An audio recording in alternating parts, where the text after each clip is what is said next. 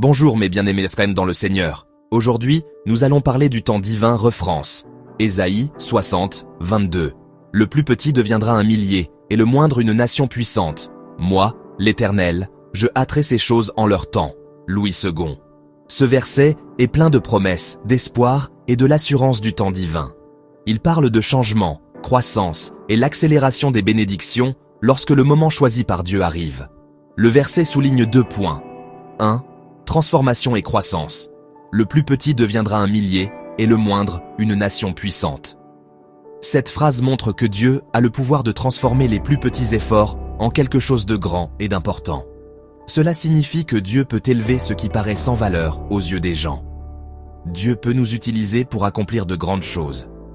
La Bible est pleine d'exemples de personnes apparemment sans importance que Dieu a utilisées pour réaliser ses plans.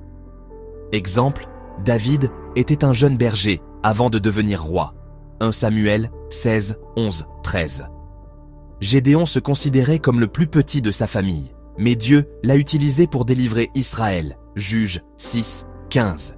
Ayez confiance que Dieu peut transformer ce qui paraît petit en quelque chose d'extraordinaire. 2. Le timing divin, dites « Moi, l'Éternel, je hâterai ces choses en leur temps ».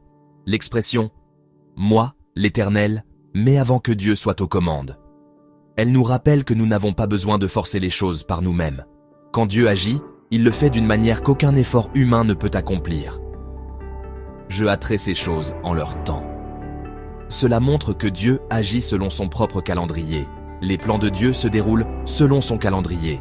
Les promesses de Dieu ne se réalisent pas selon notre impatience, mais selon le plan parfait de Dieu. En résumé, Dieu peut transformer ce qui est petit en quelque chose de grand.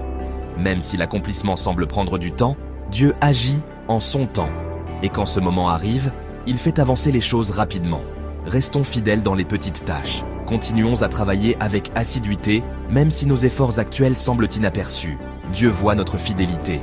Ce matin, j'aimerais nous encourager à rester fidèles, car Dieu a le pouvoir d'agir pour chacun, à tout moment, même lorsque tout semble impossible. Que Dieu nous aide à faire confiance à son timing. Que Dieu nous bénisse.